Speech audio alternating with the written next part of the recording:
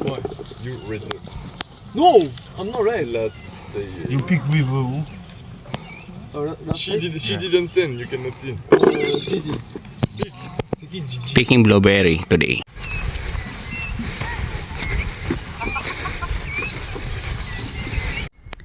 Mapagpalang araw mga lalabs. Ngayon nga ay araw ng linggo. So katulad ng ginagawa natin araw-araw, tayo ay mag-check ng tubig na nanggagaling dito sa mga drifting line.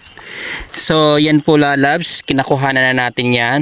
So bawat po block po ay mayroong pong kinukuhanan natin ng sample. So katulad po nito.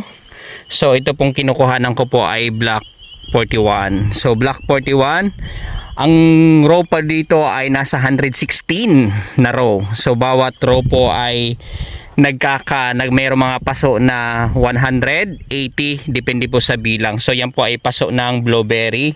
So bawat block po lalabs ay kukuhanan natin ng tubig. So ito yung cups. Ito yung small bottle na ginagamit natin. So ito ay block 41. So ito, kukuha tayo dito sa wala pang puno. So nakatapat po ito dito lalabs. Nakatapat ito dyan. Tapos dito ang butas. Ayan yung butas. Babagsak dyan. So ito po ay 24 hours. Kinabukasan po kinukuha natin ng sample. At meron din po tayo kinukuha after drain. So yan po, katulad ng paso na to ay dyan po nakatapat. So pagbagsak ng tubig diretso sa paso at kung ano natitira doon nababagsak sa ilalim ng timba. So yun po ay kinukuha ng tawag po dyan ay after drain. Tapos sa after drain naman lalabs, ilalagay natin dyan sa pitchel na hindi lagayan ng juice, kundi kuha tayo ng sample dyan. At ito ang listahan. So ito palang listahan ko lalabs, hindi listahan ng pautang, kundi ito ay listahan ng tubig na nakukuha natin doon. So yan po, may date po na nakalagay dyan. So yan, litro per day. So nakuha natin doon. So yan po, pagkagaling po doon sa litro na kinuhaan natin doon, ilalagay natin dito sa pitchel. Pagkalagay natin sa pitchel, ilalagay natin yung kung ilan ang sukat. Pag nakuha natin ang sukat dito, kukuha tayo ng sample, ilalagay natin doon para i-check naman natin sa laboratory. So ayan po yung after drain doon po sa isa. So bawat row po, bawat block ay may dalawang sample na kinukuha. Before drain and after drain. So yan po yung lawak.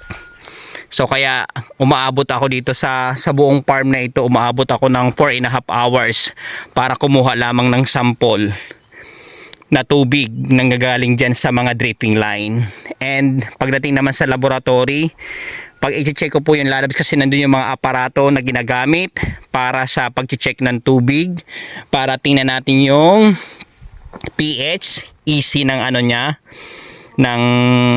ng tubig. Ayan po.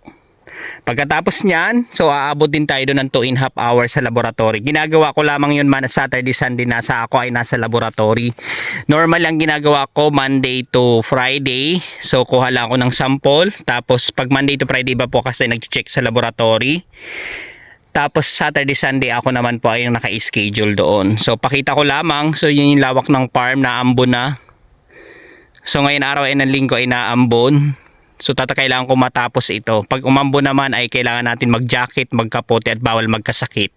Kasi maraming umaasa sa atin. Kaya wala tayong karapatan magkasakit. So bawat pala dito, bawat blueberry ay meron din. Katulad din po ng grapes, akala ko noon isa lang ang variety niya. May mga kanya-kanya pala silang pangalan. So ipapakatulad nito, ipapakita ko sa inyo. So pangalan to ng mama ko, Andrea. So ito po ay tinanim noong December 2022. Nandyan po. So block 41, row 71.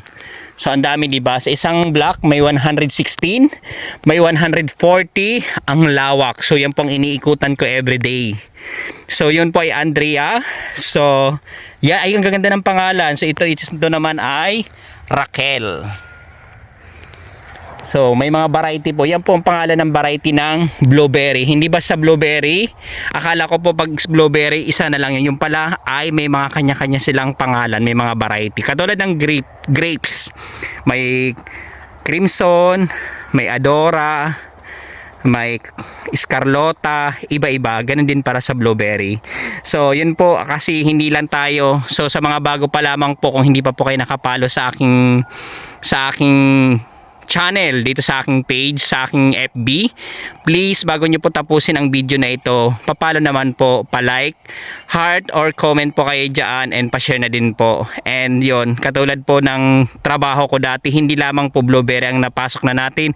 Nagpitas na rin ako ng apple, ng iba't ibang klase ng gulay, nectarine, iba't ibang klase ng stone fruit, nectarine, plums, apricot, iba-iba pa.